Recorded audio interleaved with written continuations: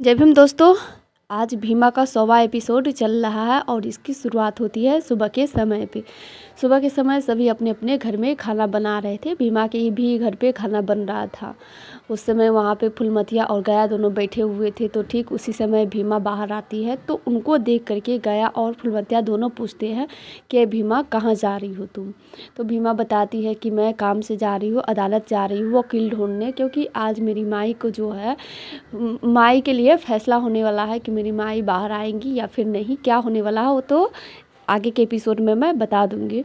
तो भीमा से वो दोनों कहने लगती है कि तुम्हें अब शादी का शगुन पड़ गया है, तो तुम अब इस समय घर से बाहर नहीं जा सकती हो। अब हमेशा तुम घर में ही रहा करो, तुम्हारा बाहर जाना अब सही नहीं होगा। तो भीमा कहने लगती है कि आप लोगों को जहाँ जास्ती करनी थी वहाँ तो कर लिए, मैं भी चुपचाप करने दी, लेकिन नहीं, बात मेरी माई की है तो उस समय मैं आपको अपने ऊपर जास्ती नहीं करने दे सकती हूँ। मैं अपनी माई को छुड़वाने ज़रूर जाऊँगी, अपने माई के पास ज़रूर जाऊँगी। इतना कह के 2-4 कदम आगे चलती ही है कि वहाँ पे मेवा आ जाते हैं। मेवा उनसे ये कहने लगते हैं कि ठीक है भीमा, अगर तुम अपने माई के पास जाना चाहती हो तो ठीक है, जाओ तुम, लेकिन मेरे सर की कसम खाते जाओ कि तुम वापस आते समय मेरी धनिया को सही सलामत वापस लेकर के आओगी। इतना कह के मेवा वहाँ ज़मीन पे बैठ के रोने लगते हैं। उनको रोते हुए देख के भीमा कहने लगती है कि बाबूजी आप रोइए मत, आप ऐसे रोते हुए बिल्कुल भी अच्छा नहीं लग रहे हैं। और रही बात माई की, तो मैं आपके सर की कसम खाती हूँ कि जब मैं वापस आऊँगी तो माई को सही सलामत वापस लेकर के आऊँगी। अब विश्वास रखिए मुझ पे। इतना कह के मेवा जो है अपनी बेटी भीमा को वहाँ से जाने देते हैं। ठीक उस समय वहाँ पे छबीला और कुंदन दोनों भीमा को लेने आ जाते हैं। दोनों वहाँ से भीमा को लेकर के चले जाते हैं। तो फूलमतिया और गया दोनों इनको मेवा को सुनाने लगते हैं कि यही जो तुम्हारी सोच है ना, हम लोगों को समझ में नहीं आती। कभी तुम भीमा के विपक्ष में रहते हो तो कभी समर्थक में रहते हो। यह सुनने के बाद मेवा उनसे कहते हैं तो क्या करूँ बहूजी, भीमा मेरी बेटी है और मैं ज़्यादातर उसके सामने जास्ती नहीं कर सकता हूँ, मजबूर नहीं कर सकता हूँ। जहाँ मुझे उसके साथ करना था वहाँ मैंने भी गलत किया, लेकिन बात मेरी पत्नी की है। भीमा भी अपनी माई से उतना ही प्यार करती है जितना कि हम सभी करते हैं। भीमा अपनी माई के बिना रह नहीं पाएगी, तो हम करने देते हैं ना। भीमा अपनी माई के लिए कुछ करना चाहती है तो हम करने देते हैं, क्योंकि मुझे पूरा विश्वास है भीमा अगर कुछ कह के गई है, वो मेरी कसम खा के गई है, तो ज़रूर वो धनिया को वापस ले आएगी। इसके बाद फूलमतिया उनको और भी सुनाने लगती है कि ये जो तुम्हारा सोच है ना, किसी को समझ में नहीं आता है। कभी तुम भीमा के पक्ष में रहते हो, कभी खिलाफ में रहते हो। क्यों नहीं जाकर, अभी भी समय है, कुछ नहीं बिक रहा है, जाकर के भीमा को रोक लो, जाने मत दो। तो यह सुनने के बाद मेमा उनसे कहते हैं कि नहीं भौजी, जाने दीजिए भीमा को, कोई नहीं उसे जाएगा रोकने, जो होगा वो तो बाद में मालूम चल ही जाएगा सबको। तो दोस्तों इतना सब होने के बाद सभी अदालत में जा रहे थे। भीमा भी उधर अदालत में जा रही थी। रास्ते में जब जा ही रही थी तो वहाँ पे कलिका सिंह, कैलासा बुआ, वो सब गाड़ी से जा रहे थे। भीमा को देखने के बाद वो रोकते हैं और कहते हैं कि पहले हम जाएंगे उसके बाद तुम जाना। वहाँ पे भीमा की वो सभी बेइज्जती भी करते हैं कि भीमा खुद जा रही है अपने आप को बेइज्जती करवाने। इसको तो न्याय तो मिलेगा नहीं, जीत तो हम लोगों की ही होगी, लेकिन फिर भी अपना बेइज्जती करवाने जा रही है। तो ठीक है भीमा, तुम यहीं पे रुको, पहले हम सब जाएंगे उसके बाद तुम जाना। इतना कह के कलिका सिंह कैलासा बुआ से चल देते हैं। तो जिसके बाद भीमा वहीं पे खड़ी थी। वहाँ पे बाबा साहिब आते हैं और भीमा से कहते हैं कि भीमा तुम यहाँ पे हार नहीं मानना, जाओ तुम अदालत में और जैसा जैसा मैंने बताया है ठीक वैसा ही करना। संविधान में जो हमने लिखा है, भले ही बेकसूर आदमी को न्याय देर से मिले, लेकिन न्याय मिलती ज़रूर है। इतना बात तुम ध्यान में रखना, चाहे जो भी परिस्थिति हो, लेकिन सही आदमी को संविधान कभी भी सज़ा नहीं सुनाती है, इतना तुम विश्वास रखो। इतना सुनने के बाद भीमा आगे बढ़ती है, उनके साथ कुंदन और छबीला दोनों भी जाते हैं। वहीं दूसरी तरफ धनिया को भी थाने से लेकर के अदालत में ही आ रहे थे।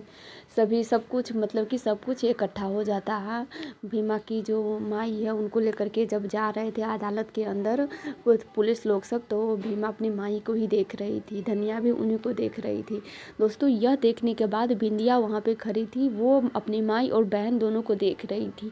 उनको साफ साफ ये दिख रहा था कि उनकी जो माई है बस भीमा को प्यार करती है, उनके तरफ एक बार भी नहीं देखती है, यही वो देख रही थी। तो उनके अंदर एक तरह से नफरत ही पैदा हो रही थी, वो आगे के एपिसोड में मैं बताऊंगी। जिसके बाद सब अदालत में चले जाते हैं। वहाँ भीमा खड़ी थी अदालत के सामने, बहुत वकील सब थे। तो भीमा कुछ वकीलों से जाके पूछती है कि आप मेरा केस लड़िएगा। तो वकील सब उनको देख करके ही साफ साफ मना कर देते कि नहीं नहीं, हम छोटी जात वालों के लिए केस नहीं लड़ सकते हैं। अगर हमने ऐसा किया तो हमसे हमारे भगवान भी नाराज़ हो जाएंगे और हमारा धर्म भी भ्रष्ट हो जाएगा, तो इसीलिए हम ऐसा गलती नहीं कर सकते हैं।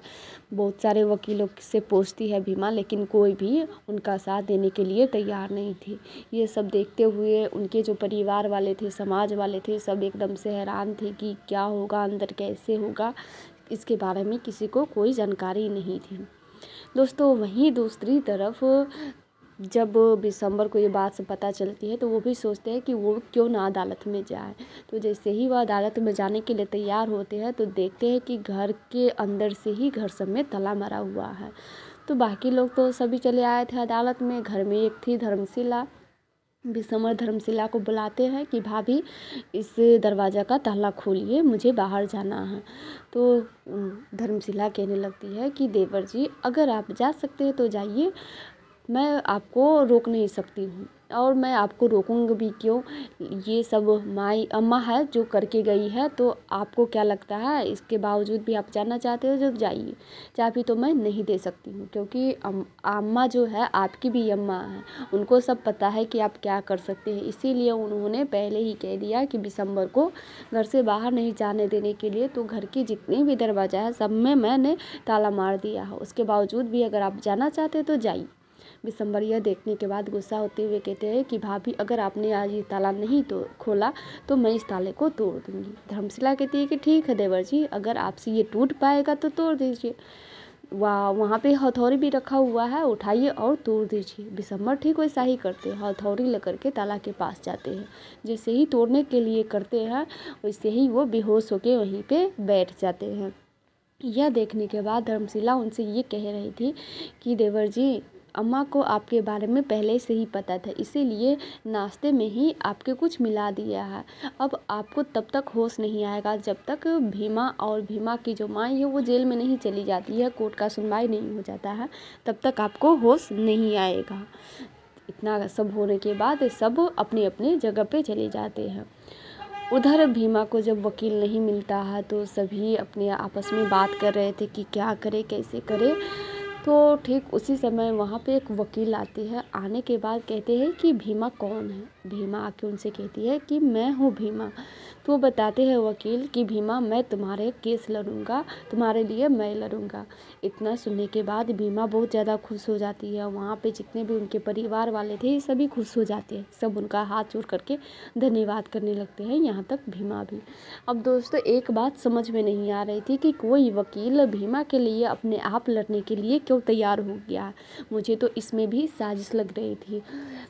ऐसा हो सकता है कलासब और कलिका सिंह की ये चाल होगी कि भीमा के नाम पे लड़ो और बाद में वो साथ हमारा ही दे, ये ऐसा कुछ भी हो सकता है। दोस्तों आप लोगों को क्या लगता है कमेंट करके ज़रूर बताइएगा, क्योंकि जितने भी वकील थे सभी भीमा से मना ही कर रहे थे, लेकिन ये जो वकील थे अपने आप आकर के भीमा से कहते हैं कि मैं तुम्हारा केस लड़ूंगा। तो आप लोगों को क्या ये साजिश लगती है या फिर भीमा का जो साथ देने की कुछ भी हो, वो आप कमेंट करके ज़रूर बताइएगा कि ऐसा सच में होना चाहिए भी या नहीं होना चाहिए। तो दोस्तों आगे के एपिसोड में बताएंगे कि क्या होने वाला है। फिर मिलेंगे दोस्तों अगले एपिसोड में, तब तक के लिए जय भीम।